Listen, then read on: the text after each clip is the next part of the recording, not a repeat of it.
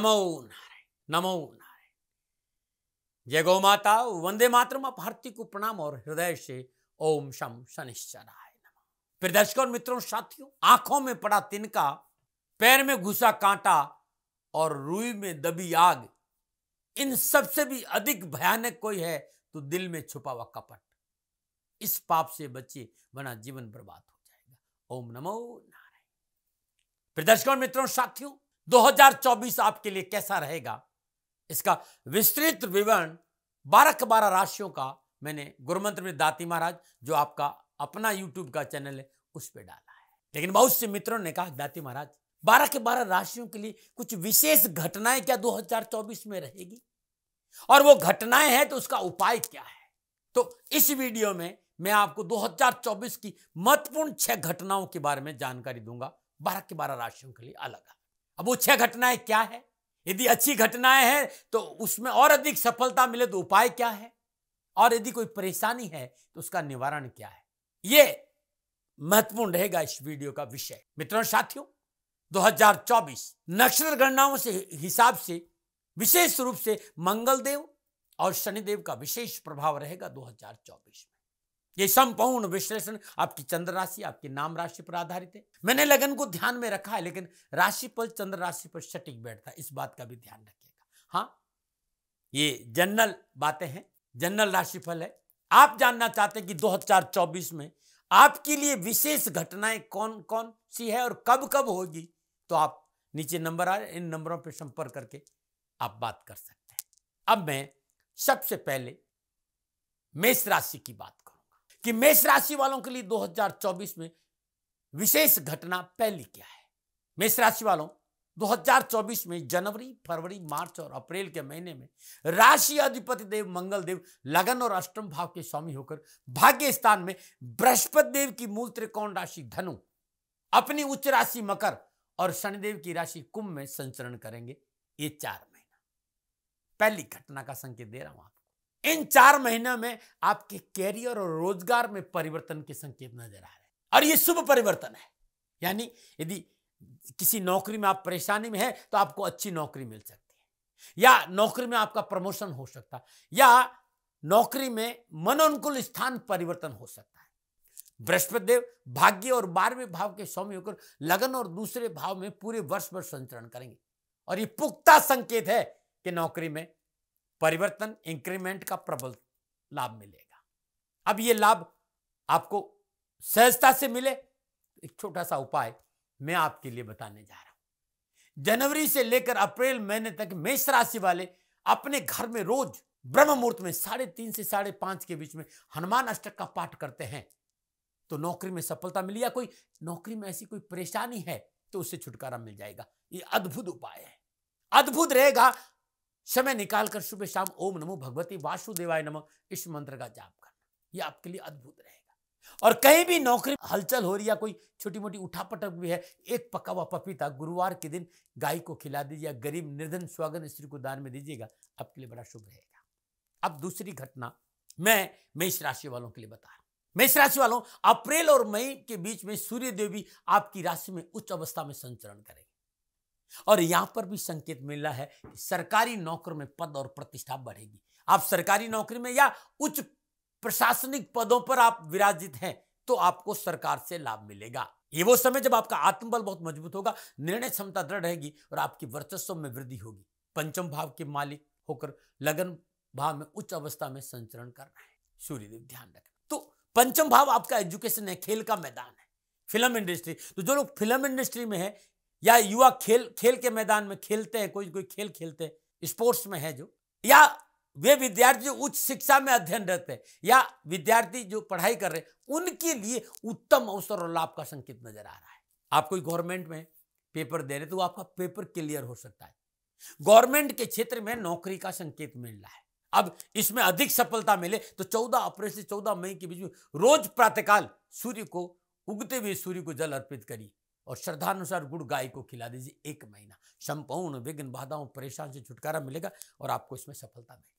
मेष राशि वालों, तीसरी घटना, मित्रों साथियों, बृहस्पति देव लगन में विराजमान है।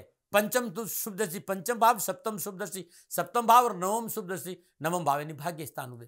अब यहां बृहस्पति देव एक बात का संकेत दे रहे हैं कि भाई मैं संतान प्राप्ति का आशीर्वाद देने के लिए तैयार बैठा हूं आपके लिए। यदि आप संतान के इच्छुक है, आपकी शादी हुए कई साल हो गए, तो इस समय मेडिकल चेकअप जाइए, चिकित्सा का सहारा लीजिए, संतान प्राप्ति की इच्छा पूरी हो सकती है। यह अद्भुत है। संतान की प्राप्ति का संकेत यहां मेष राशि वालों को बृहस्पति देव दे रहे हैं और यह अद्भुत होगा। और साथ ही बृहस्पति की कृपा से संतान संबंधी कोई परेशानी है, चाहे वो हेल्थ की हो, चाहे एजुकेशन को हो, या रिश्तों की भी हो, या जॉब संबंधी कोई प्रॉब्लम, तो संतान संबंधी परेशानी से मुक्ति का संकेत भी बृहस्पति दे रहे हैं, क्योंकि सप्तम भाव को देख रहे हैं, तो वैवाहिक जीवन की परेशानियों से भी मुक्ति देंगे। शादी विवाह के मसले हल होंगे। यदि कारण कोई भी हो, पति पत्नी में आपसी दूरी है, तो ये समझौते का समय भी है। अब बृहस्पति देव आपको और उत्तम फल प्रदान करे, या फिर संतान संबंधी कोई समस्या है, लगातार 43 दिन सुबह और शाम सूर्य उदय से पूर्व सूर्यास्त के बाद अपने पूजा स्थान में विष्णु सहस्त्र नाम का पाठ करना अति उत्तम उपाय रहेगा। नमन है।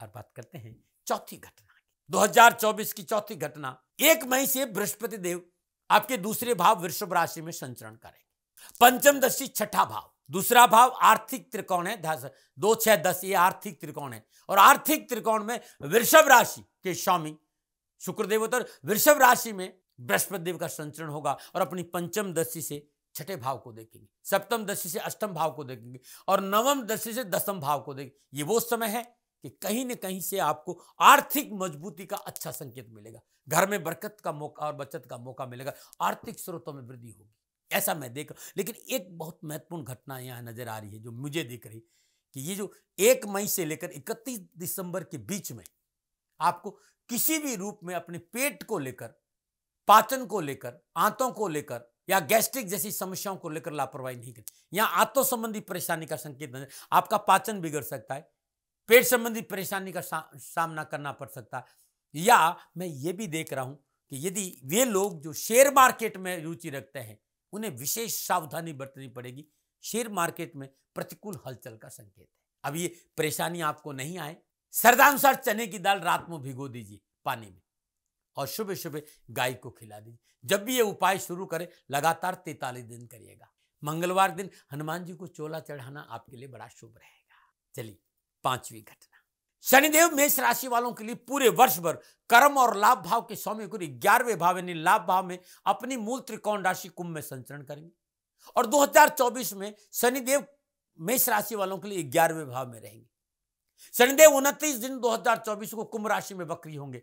विश्वास रखकर करना साथियों, जब शनिदेव वक्री होंगे तो उत्तम फल देंगे क्योंकि चेष्टा बल बढ़ेगा और यह वक्री शनिदेव आपको कामकाज, कारोबार, नौकरी को लेकर उत्तम लाभ का संकेत दे रहा है। यहां विशेष घटना प्रशासनिक क्षमता और राजनीतिक के क्षेत्र में नजर आ रही है।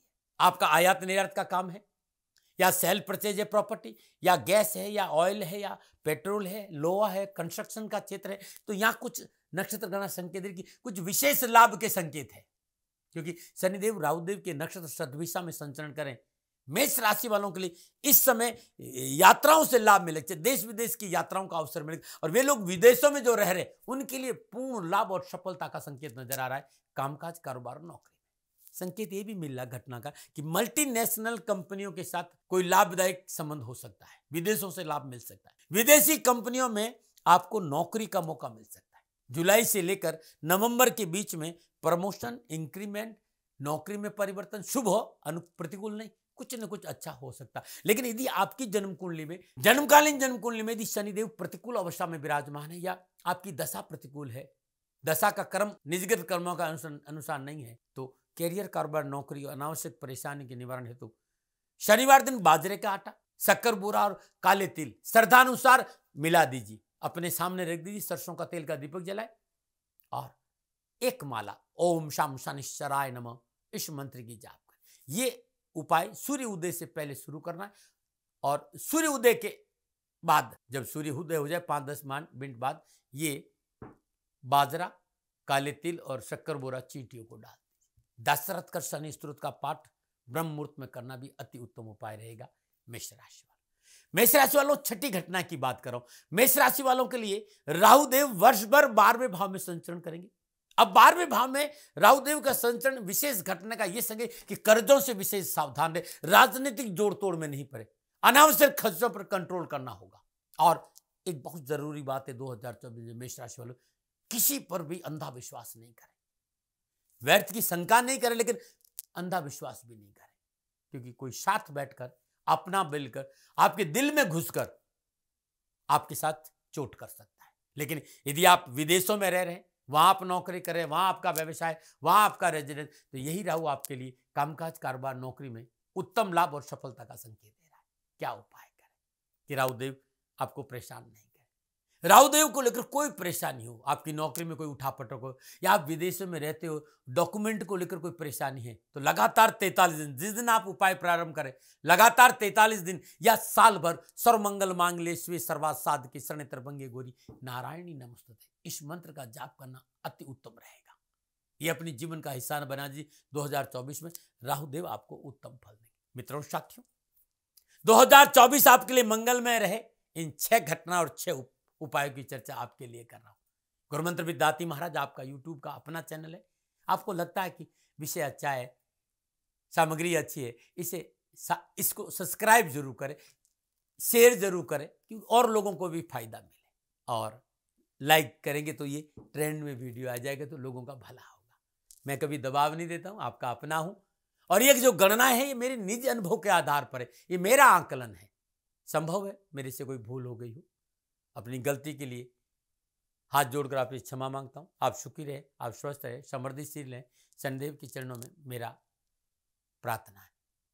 सेकंड ओपिनियन का अधिकार मैंने हमेशा आपको दिया, मानो न मानो, ये आपकी मर्जी, न मना रहे, न मना रहे। राजस्थान का हर व्यक्ति जानता है कि दाती महाराज गायों से बहुत प्यार करते हैं, बेटियों से बहुत प्यार करते हैं। हजारों सैकड़ों बेटियों के लिए, जीवन के लिए मैंने अपना संपूर्ण जीवन दिया है, और ये मेरा शौक था, मेरी राष्ट्र की धरोहर थी, और ये करना मेरा कर्तव्य और कर्म था। मैं आपको किसी वजह से नहीं सुना रहा हूं, बस खाली बता रहा हूं कि ये मेरा जीवन का लक्ष्य रहा है। मनुष्य हूं और मानव होने के नाते मेरा कर्तव्य है कि मैं अपनी राष्ट्र की सेवा करूं। मैं इस राष्ट्र का नागरिक हूं। 30 सालों से मैं बेटी बचाओ और गौ सेवा में अपना जीवन इस राष्ट्र के साथ लगाया है। वर्तमान परिस्थितियां आर्थिक दृष्टिकोण से मेरी अनुकूल नहीं है। धन नहीं मांग रहा हूं कि मुझे आप पैसे दीजिए, नहीं, पहले भी कभी नहीं मांगा और अब भी मैं नहीं कह रहा हूं, और ये मेरा अहंकार नहीं है, क्योंकि धन को लेकर मैं राष्ट्र के सामने कभी नहीं आया था। हमेशा मैंने एक आख साहब सेवा करी, आप, मैं भी सेवा करता हूं, आप भी सेवा करें। धन नहीं चाहिए, लेकिन वर्तमान में जो आर्थिक परिस्थिति है वो मेरे को ये कहने के लिए मजबूर कर रही है कि सन्निधान गौशाला की गायें दुखी नहीं रहे, इसके लिए मुझे आपका सहयोग चाहिए, और सहयोग के लिए मैं स्वयं आपके साथ खड़ा हूं, आपकी समस्याओं के समाधान के लिए।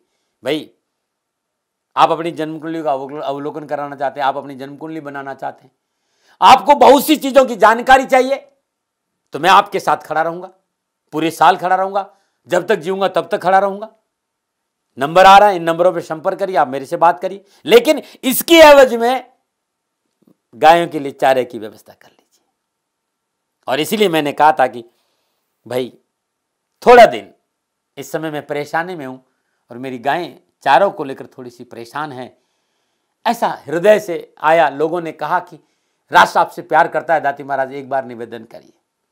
तो मैं दान नहीं मांग रहा हूं, फिर भी मैं अभी भी, मेरा ये अहंकार नहीं साथियों, मेरा राष्ट्र सर्वोपरि है।